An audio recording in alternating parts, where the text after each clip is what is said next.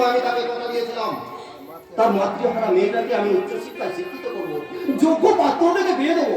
আর তুমি তুমি কি না তার সর্বনাশ চাইছো? না না, সর্বনাশ নয়, আমি বলছি পায়েলের সঙ্গে শিমুল বিয়ে দিলে ওরা দুজনে সুখী হবে, কারণ ওরা দুজনকে ভালোবাসে। আমার কথা যদি বিশ্বাস না হয় তুমি তাহলে পায়েলকে ডেকে জিজ্ঞাসা করো, ওই সব উত্তর দিয়ে দেবে। না তো পায়েলকে তুমি তার আর কোনো দরকার নেই। তোমার কথা মতো সে যদি এই বিয়েতে সুখী হয় তার আমার কোনো আপত্তি নেই।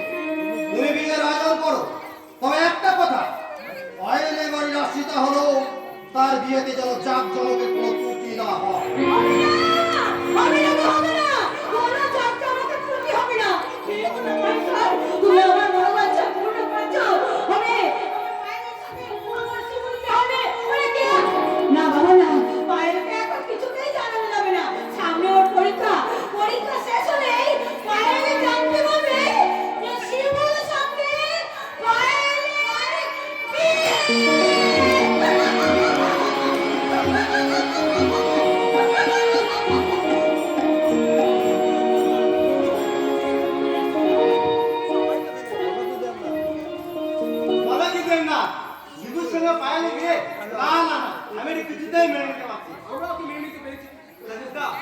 বাবার মুখের উপর একথা বলার সাহস করোনি। হিমালয় পাহাড় পাহাড় চড়ানো যায়, কিন্তু আমার বাবাকে চড়ানো যায় না। কিন্তু দেবনাথ ওই পায়েলের মতো শিক্ষিত মেয়েকে মেনে নিল কি করে? আমার দাদা আর পায়েলকে ছোটবেলা থেকে দুজনকে ভালোবাসে। তার মানে ওই মূর্খর সঙ্গে শিক্ষিত ভালোবাসা? দেখো আমি তো ভাবতেই পারছি পৃথিবীতে এমন কিছু ঘটনা ঘটে যা মানুষ সহজে ভাবতে পারে না। এই ধরুন না, মনিকা বৌদি 3 বছর ধরে বিরুদ্ধে, এটাই কি আপনারা ভাবতে পেরেছিলেন? তুমি ঠিক বলেছো দেবনাথ, আমরা আজও ভাবতে পারি না যে আমাদের দিদি এমনি করে সংসার ছেড়ে চলে যাবে। আচ্ছা রাজেশ দা, আপনারা কাগজে বিজ্ঞাপন দেননি? কাগজের সঙ্গে টিভি রেডিওতেও বিজ্ঞাপন দিচ্ছি, কিন্তু আমরা আজও দিদির কোনো সন্ধান পাইনি। হ্যাঁ, আমি চলে যাচ্ছি রাজেশ দা। আপনার বোন গার্গিদিকে নিয়ে আপনি কিন্তু অবশ্যই যাবেন। আর বিনয় দা তাকে বলবেন শিবু আর পায়েলের বিয়েতে আমি যেন অবশ্যই যাই, তাই তো? বিনয় দা, আরে ভায়া, বলার কোনো দরকার নেই। তুমি যে কাকাবাবুকে জানিয়ে দিও আমরা বিয়ের একদিন আগেই যাবো। কথা দিচ্ছেন তো? প্রমিস? ঠিক আছে, বিনয় দা, আমি তাহলে আসি। রাজেশ দা, বাই বাই। আরে নারায়ণবাবু, আজ এত রাত্রির বাড়ি ফিরলেন? মনটা বড় চঞ্চল হয়ে উঠেছে শালাবাবু। সকাল থেকেই মনে হচ্ছে কি খায়, কোনটা খায়।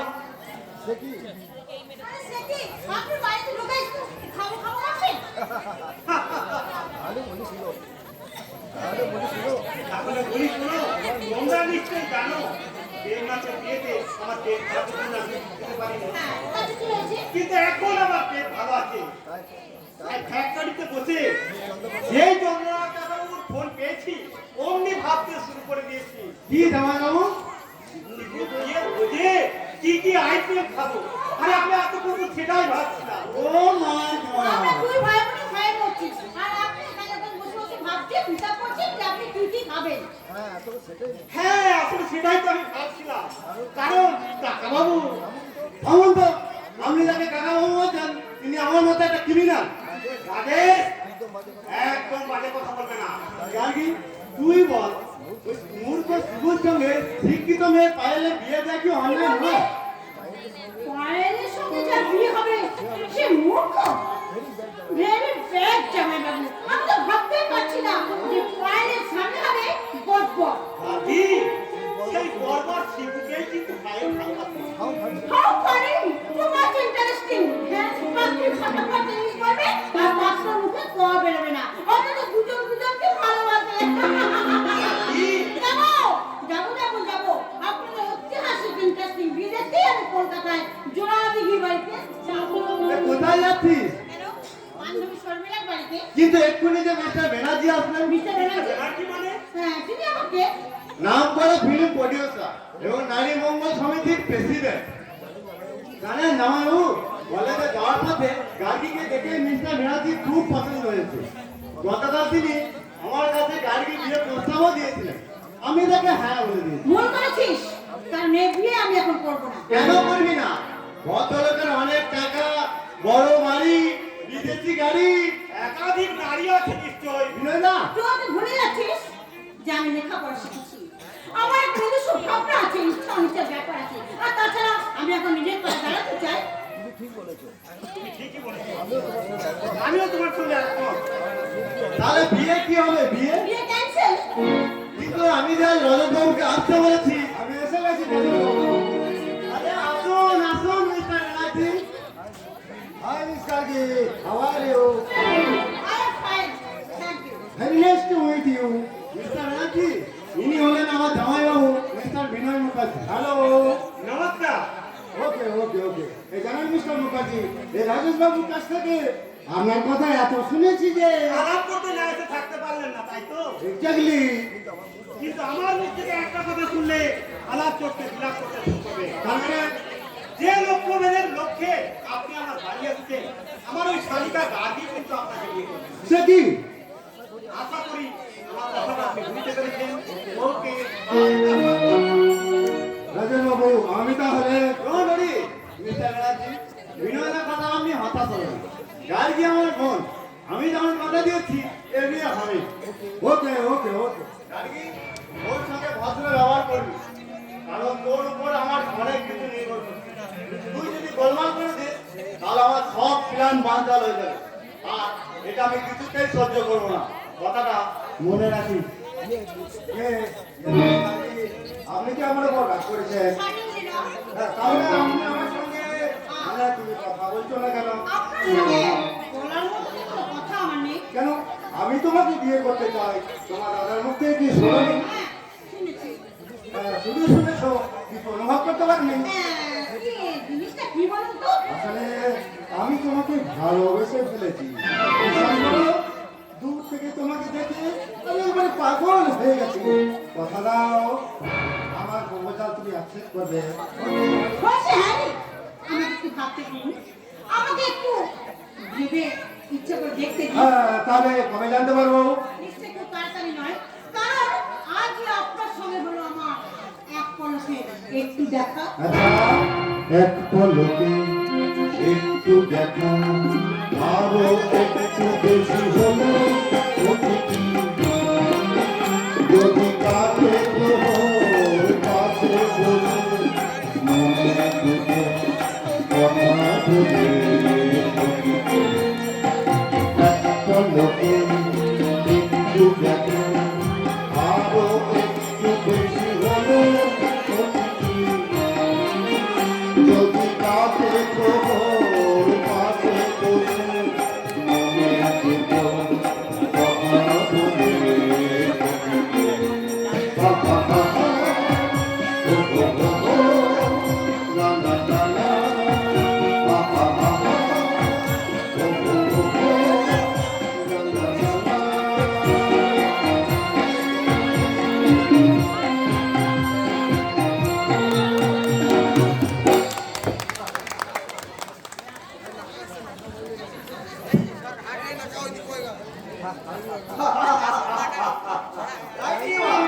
ঠিক বলেছো ভাই কত।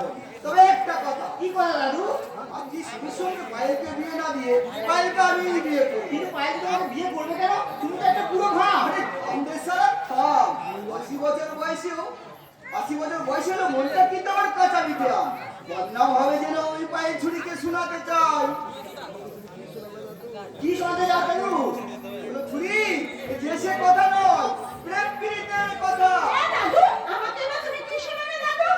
আপনি বলো। দেশে কথা নয়, প্রেম প্রীতির কথা। তার মানে মায়ের বড় ভালোবাসি, বড় ভালোবাসি।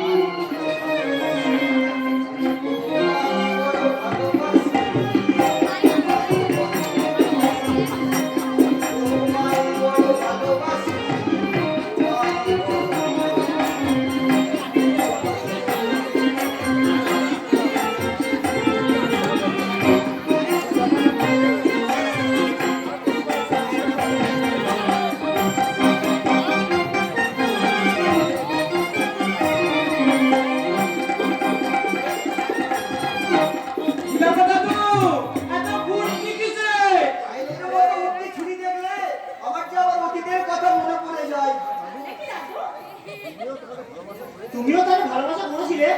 করবার আর সময় পেলাম কই? হ্যাঁ দাদু, তোমার ভালোবাসার পাত্রীটা কে গো? তোমাদের ঠাকুমা গো, তোমাদের ঠাকুমা। ওই আজকালকার ছোড়াছুড়িদের মতো আই লাভ ইউ বলিনি। করবার আর সময় পেলাম কই? ওই ফুল সজ্জা রাত্রে বসে যখন তোমাদের ঠাকুমায়ের কচি মুখটা দেখতে গেলাম, ঠিক তখনই আর ঘরে দরজায় পড়লো ইংরেজ পুলিশের লাঠি। আমি পিছনে দরজা দিয়ে পালিয়ে গেলাম। পুলিশ আমার তারা করলো। আমি গুলি ছুটতে লাগলাম আর বলতে লাগলাম বন্দে মাতরম, বন্দে মাতরম। হঠাৎ হঠাৎ একটা গুলি আমার পায়ে এসে লাগলো। আমি আমি আমি হুমড়ি খেয়ে পড়লাম।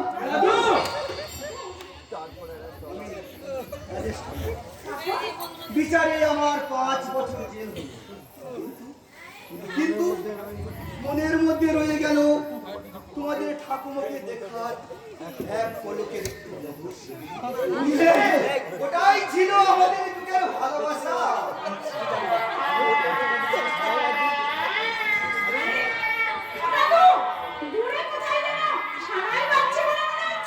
আমাদের বাড়িতে বাজছে করে দেবনি, আমাদের বাড়িতে বাজছে। তার সঙ্গে বিরাট প্যান্ডেল হচ্ছে, ওই দেখো।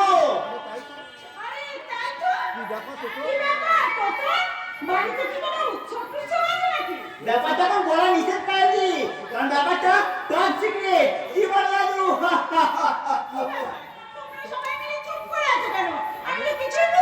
আরে বুঝার কাজ নেই দেবনি, বাড়ি গেলেই সব জলের মতন পরিষ্কার। চলিব দাদু। হে রাধারানী, তুমি কি আমার সঙ্গে যাবে? কেসটা ছোড়ার জন্য অপেক্ষা করবে? তাহলে আমি আয়ান ঘোষ এখানে থেকে জলে পড়ে মরে গেল, তাহলে আমিও কেটে পড়ি। ও বন্ধু তুমি শুনতে কি পাও?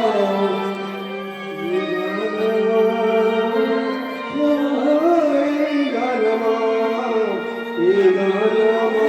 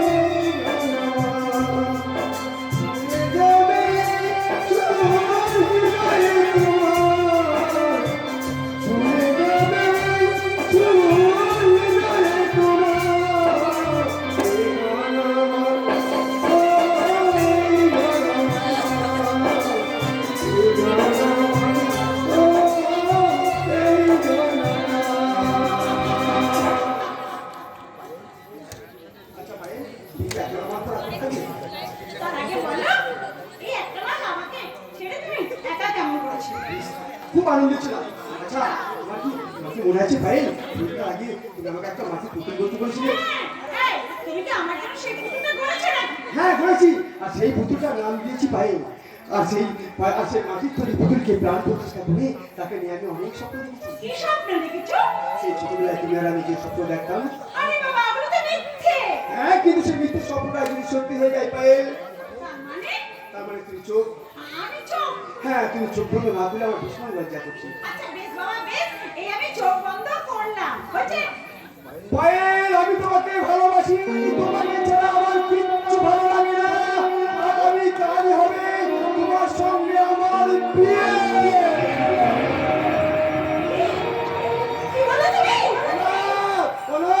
দেখি না পায়েলকে আমি সব কথা বলে ফেলেছি। ওই দেখ দেখ কথা শোনার পর পায়ের মুখটা খুশিতে কেমন লাল হয়ে গেছে। পায়েল তুমি খুশি তো?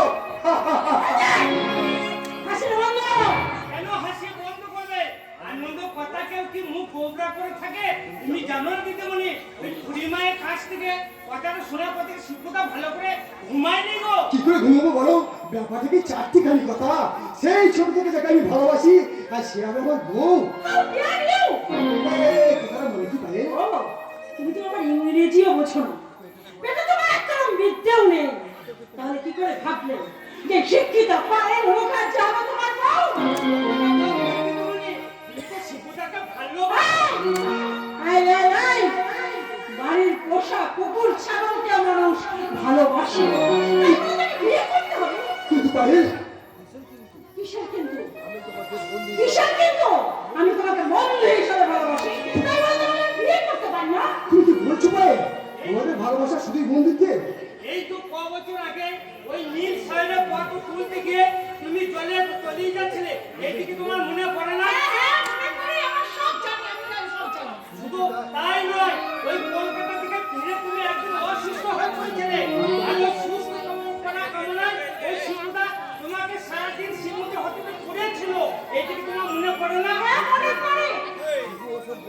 কিন্তু ও যা করেছে, শুধু আমার বন্ধু হিসাবে। জবাব দাও পারে। হোস্টেলে থাকার সময় প্রত্যেক দিন তুমি আমাকে চিঠি লিখতে, স্টেশনে আমাকে দেখতে না পেলে তুমি মুখ ভার করে থাকতে, বাড়িতে এসে ঘন্টার পর ঘন্টা তুমি আমার সঙ্গে গল্প করতে।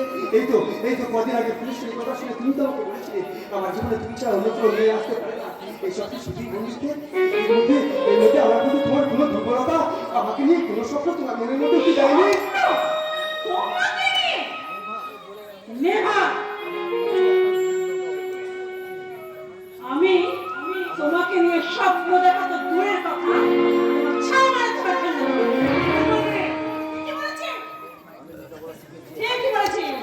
আমি লেখাপড়া শিখেছি, হাই সোসাইটিতে চলাফেরা করি, আমার লক্ষ্য সৌভাগ্যের শীর্ষে পৌঁছানো। তাছাড়া সনাতন দুর্নাতি কাঞ্চনকে আমি ভালোবাসি, আমি তাকেই বিয়ে করব। অন্যদিকে মাস্টারকে নিয়ে গিয়ে আমি আমার লাইফটাকে হেল্প করতে চাই না। বাহ মায়ের বাহ, তোমার কথা শুনে আমার হাত তালি দিতে ইচ্ছে করছে। দাদু, এতদিন ধরে চিনা জানার পর শিবুর সম্পর্কে তুমি এমন মূল্যায়ন করলে। বলবে না কেন দাদু? গায়ের সুন্দা মাটি বন্ধ মুছে দিয়ে দিদিমণি যে একটা সর সেন গায়ে মাখছে, ওই রাজনীতি করা দাদা বাবু ও দিদিমণি অতীতে শিখে থেকে তো ভুলে গেছে। অতীতের সিঁড়ি না ভুললে কি সৌভাগ্যের শীর্ষে পৌঁছানো যায়? হাই কাঞ্চন, তুমি? হ্যাঁ, তোমার হোস্টেলে গিয়ে জানতে পারলাম তুমি চোরাদিঘিতে এসেছো। আজ কতদিন হয়ে গেল তোমাকে দেখিনি, মনটা ভীষণ খারাপ হচ্ছিল, তাই চলে এলাম। যেখান থেকে এসেছো তুমি সেখানেই চলে যাও, এখানে তোমার ঠাঁই হবে না। তুমি কি বলছো দাদু? খবরদার, খবরদার, তুমি আমাকে দাদু বলে ডাকবে না। ওই রজতার মতো তুমি আমাকে শেষ পর্যন্ত আঘাত দিলে। যাও যাও, তুমি এখান থেকে চলে যাও। কেন চলে যাবে? শুনি, ও আমার গেস্ট, তাছাড়া আমি ওকে ভালোবাসি। কিন্তু পায়েল, আমি যে তোমাকে ভালোবাসি, আমি মনে মনে ভেবেছি তুমি হবে আমার বউ। এই যে চন্দ্রকান্ত রায় চৌধুরীর চোখের বাণী, শিবনাথ রায় চৌধুরী, আমাকে বিয়ে করার মতো কি যোগ্যতা আছে তোমার? আমাকে বউ বানানোর মতো কি যোগ্যতা আছে তোমার? তাছাড়া তুমি কি কাঞ্চনের নখের যোগ্য? তুমি কার সাথে কার তুলনা করছো ডার্লিং? কোথায় আমি আর কোথায় ও? কাঞ্চন বাবু, ঠিক করেছেন, সব ঠিক করেছেন। ওই ইডিয়েটটার না আছে শিক্ষা, না আছে সভ্যতা, না আছে শিষ্টাচার, নিজের বাড়িতে চাকর বাকরের মতো জীবনযাপন করে, আসলে ও সমাজের কাছে একটা অপরাধ। এই যে নীল সাহেব, আপনাকে একটা কথা বলবার জন্য আমার মুখটা বড় চুলকাছে। কথাটা বলবো? বল কি বলবি? ওই শিবুটাকে ঠকিয়ে তুমি কোনোদিন সুখী হতে পারবে না, কারণ ওই শিবুটা একটা হিরে আর ওই কাঞ্চন কুমার একটা বোতল ভাঙার কাজ। আমাকে এত বড় অপমান! সবাই ইডিয়েটটার শিক্ষা, না হলে আমাকে বিয়ে করে স্বপ্ন দেখে ওকে বিয়ে করে তো দূরের কথা, ওই ছায়া করে তোমার ঘেন্না হবে। ওভাবে বলো না পায়েল, ওভাবে বলো না। ওই হতভাগার কাছেই তো তুমি ছিলে ভালোবাসার দিশা, আর সেই দিশা যদি ও হারায় তাহলে ওর পিছনে নেমে আসবে অকাল অমানিসা। সরি দাদু, আমার কিছুই করার নেই। তোমার আশ্রয়দাতা চন্দ্রকান্তের কথা তুমি একবার ভাববে না? সে অনেক আশা নিয়ে তোমাদের বিয়ের আয়োজন করেছে। কেন আয়োজন করেছেন? কেন আয়োজন করেছেন? তিনি আমার আশ্রয়দাতা, তিনি আমার আশ্রয়দাতা, তিনি আমাকে মানুষ করেছেন। তারপরে আমার বিয়ের ব্যাপারে আমার কোনো মতামত দেওয়ার প্রয়োজন মনে করেন না।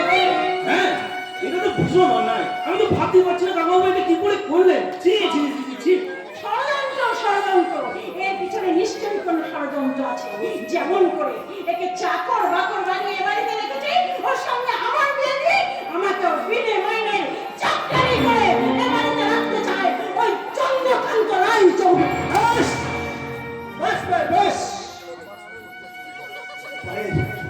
পায়েল তুমি আমার সম্পর্কে যা খুশি করো, কিন্তু আমার দেখছিল বাবার সম্পর্কে একটা বাজে কথা বলবে না পায়েল, একটা বাজে কথা বলবে না। ছি পায়েল ছি। ঝিঝি করছো কেন দাদু, ঝিঝি করছো কেন? পায়দানি তো ঠিক কথাই করেছে। হ্যাঁ কাঞ্চন বাবু, উনি ঠিক কথাই বলেছেন। পায়েল, আমি তোমাকে বলছি তুমি নিজেকে একটু শান্ত করো। কাঞ্চন বাবু কি বলতে তুমি সুখী হও। আমি তোমাকে মুক্তি দিলাম। বিয়ে হবে না দাদু। জীবু, you are great.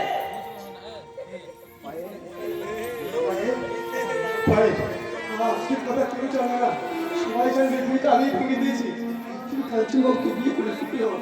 যাও যাও পায়েল, বাড়িতে সবাই তোমার জন্য অপেক্ষা করছে। ঠিক আছে ঠিক আছে ঠিক আছে।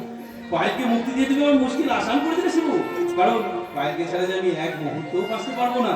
আপনি এখান থেকে যান কাঞ্চন বাবু। হ্যাঁ, আর তাছাড়া আরেকটা কথা, পায়েলের আর আমার বৌমাতে তোমাকে আগাম নিমন্ত্রণ করে গেলাম, এসো কিন্তু। কাঞ্চন, তুমি আমাকে যতই ভুল বোঝো দাদু, আমার কিচ্ছু করার নেই, কারণ পায়েলকে যে আমি কখন ভালোবেসে ফেলেছি আমি নিজেই জানি না। কারণ প্রেম যে আসে নীরবে, নিভৃতে, চুপি চুপি। তুই কি করলি শিবু? পায়েলের জীবনে খুশির আলো জ্বলে দেওয়ার জন্য ওর জীবন থেকে আমার কালো ছায়াকে আমি সরিয়ে দিলাম দাদু।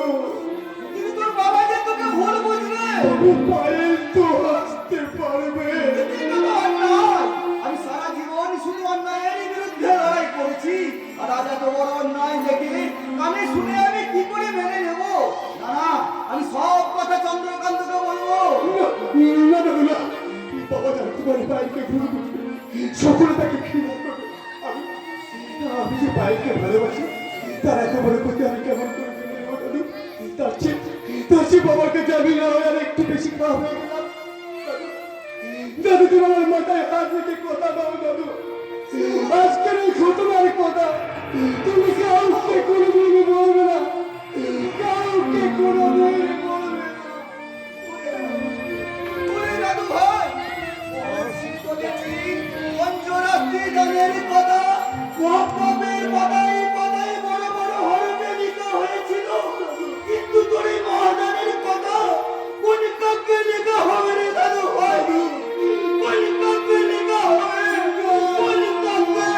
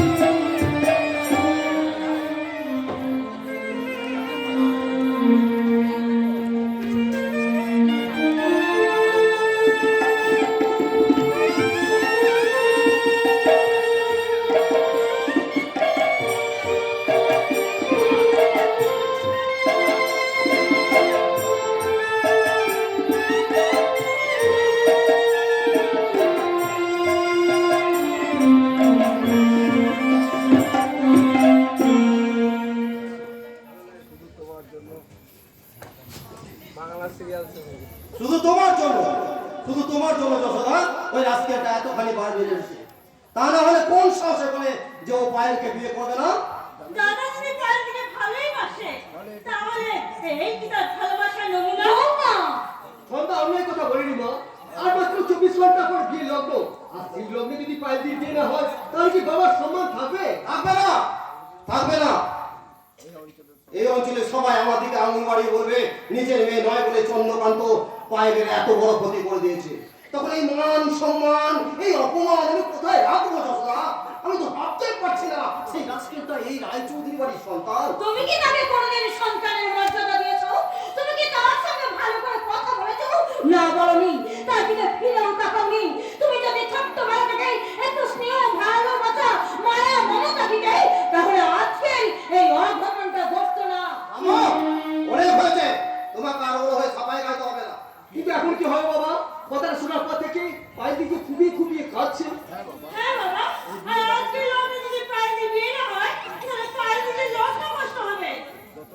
তোতন তোতন, আমাকে ডাকছো বাবা? হ্যাঁ তোর বড় দাদা কোথায়? অন্যদের সঙ্গে সদরে বসে আছে। তুমি কি কিছু বলবে? আমাকে বলো, আমি করে দিচ্ছি। দাদা গোপী, গোপী আগে কত বাবু? তোর গিন্ডিমার বড় খোকাকে এখানে পাঠিয়ে দে। আচ্ছা কত বাবু। তাকে বল তার মা তাকে ডাকছে। আচ্ছা কত বাবু। কি ব্যাপার? আমার নাম করে তুমি খোকাকে ডাকতে পাঠালে কেন? কেন বাবা হয়ে তুমি তোমার সন্তানকে ডাকতে পারলে না? না পারলাম না, কারণ আমি দেখতে চাই তোমার স্নেহ মায়া মমতা সে কতটুকু মূল্য দেয়। মা আমাকে তুমি দেখেছো? মা তো ঠিক আগেই দাদা দেখেছি বাবা। বাবা, বাবা আপনি আমাকে দেখেছেন? যশোদা ওকে জিজ্ঞাসা করো, বৌমার মুখে শুনেছি উনি কি পায়েলকে বিয়ে করবে না, কথাটা কি সত্যি? না মানে বল না বাবা, কথাটা কি সত্যি? বল না বাবা, বল। হ্যাঁ মা সত্যি। খোকা, তুই কি রে দাদা? আগামীকাল বিয়ের লগ্ন আর এখন তুই এই কথা বলছিস? না বললে আমার যে কোনো উপায় ছিল না দেবো। না খোকা না, আমি তোর মা, মা হয়ে তোর কাছে তোর বাবার সম্মান রক্ষার জন্য, আমার মুখ রক্ষার জন্য, এই রাম চৌধুরী বাড়ির সম্মান রক্ষার জন্য একটা হ্যাঁ দিতে চাই। দে না খোকা, আর মাকে একটা হ্যাঁ দিতে চাই। দে খোকা, দে। কি করে ভিক্ষা দেবো মা? আমি সেই বিশাল ভিখারি, আমাকে তুমি ক্ষমা করো মা। না অমরে, এই রায় চৌধুরীর মান সম্মান আর আভিজাত্যকে যে কলঙ্কিত করবে এই চন্দ্রকান্ত রায় চৌধুরী তাকে কিছুতেই ক্ষমা করবে না। গোপী, গোপী আমার চাবুকটা নিয়ে আয়। চাবুক নিয়ে আয়, হ্যাঁ? চাবুক দে এই জানোয়ারটা পিঠের চামড়া তুলে। বাবা এসব তুমি কি করছো? কি করছো কি তুমি? বাধা দিও না মা, বাধা দিও না। জন্মের পর থেকে বাবার স্নেহ মায়া মমতার ছোঁয়াটা আমি কোনোদিন পাইনি। আজ ওই শাবুকের আঘাতে বাবার হাতে ছোঁয়াটুকু তো পাবো। না না বাবু না, তুমি এখান থেকে পালিয়ে যাও বাবু, তুমি এখান থেকে পালিয়ে যাও। গোপী বাবু আপনার আজ্ঞা বাহক আশ্রমে আমি নিজের হাতে চাবুক কেনেছি ঠিকই, আপনাকে আমি অনুরোধ করছি করতে বাবু, দাদা বাবুকে আপনি ক্ষমা করুন, দাদা বাবুকে আপনি ক্ষমা করুন। গোপী সাহসে সীমা পেরিয়ে যাস না। যশোদা ওকে শেষবারের মতো জিজ্ঞাসা করো ও মত বদলাবে কি না। আপনার মুখের উপর আমি কোনোদিন কোনো কথা বলিনি বাবা, কিন্তু আজ আমি নির্ভয় বলছি এ বিয়ে করা আমার পক্ষে সম্ভব নয়। You scoundrel!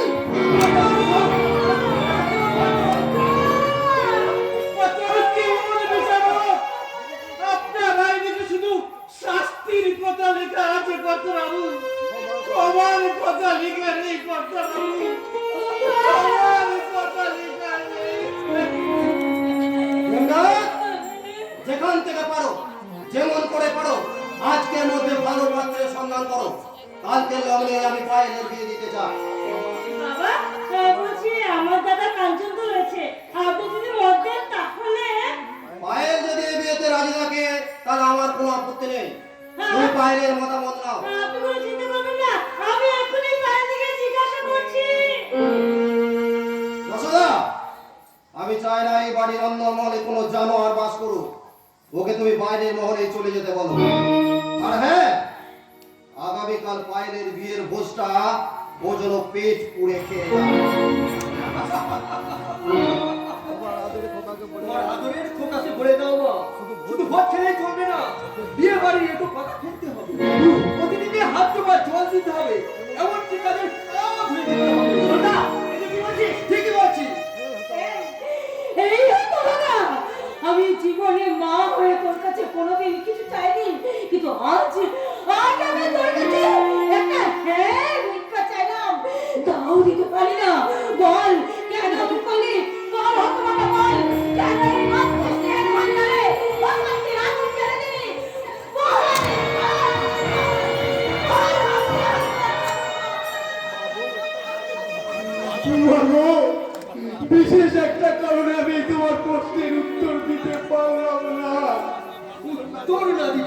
দক্ষিণা তো দিতে পারবি? দক্ষিণা? সত্যি তুই একটা জানোয়ার হয়ে গেছিস? তাহলে এত অপমানের পরে বাড়িতে দাঁড়িয়ে আছিস কি করে? বিষ খেয়ে কিবা গলায় দড়ি দিয়ে মরতে পারিস না? বললো মূর্খ। এই ছোটা, বর্তমান হয় মূর্খ, তাই হয়তো ভুল করেছে, কিন্তু তুই তো শিক্ষিত, তাই তুই এই মূর্খের মতো ব্যবহার কেন করছিস? ভাইয়ের দ্বারাকে অপমান করেছি, তোর এত শিক্ষা?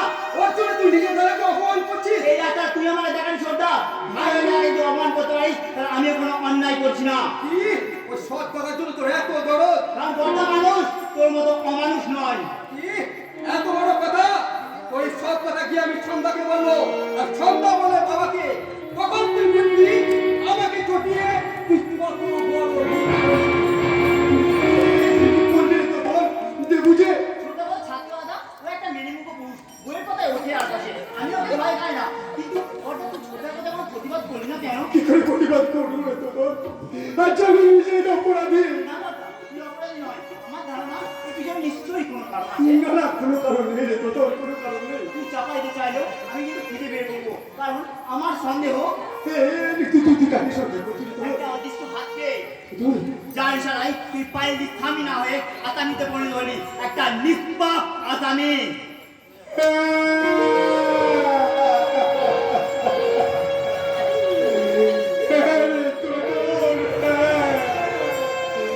অপরাধ না করেও আজ আমি অপরাধী সাহিত্যে বাধ্য হয়েছি। রাহুল যে পায়ের জীবনে তাই তো পায়েরকে সুখী করার জন্য তার অপরাধের বোঝা আমি নিজের মাথায় তুলে নিয়েছি। এই ইডিয়েট! এই গায়ামুর, ইডিয়েটের মতো দাঁড়িয়ে আছিস কেন? গাড়ি থেকে লাগাচ্ছিল নামাতে হলো? কি বললেন? ও এই দাদা, দেখছিস চন্দ্র আঙ্কেলের বাড়িখানে কি দর্শনীয়? আরে চাকর বাকরগুলো ভীষণ দার্শনিক। এই ইডিয়েট! তুই কি গাড়ি ওখানে ভাবলা তুই বিতরণ করছিস? নাকি তোর বইয়ের কথা বলছিস? না মানে আমি এই শোন, এই যে দেখ, ধর।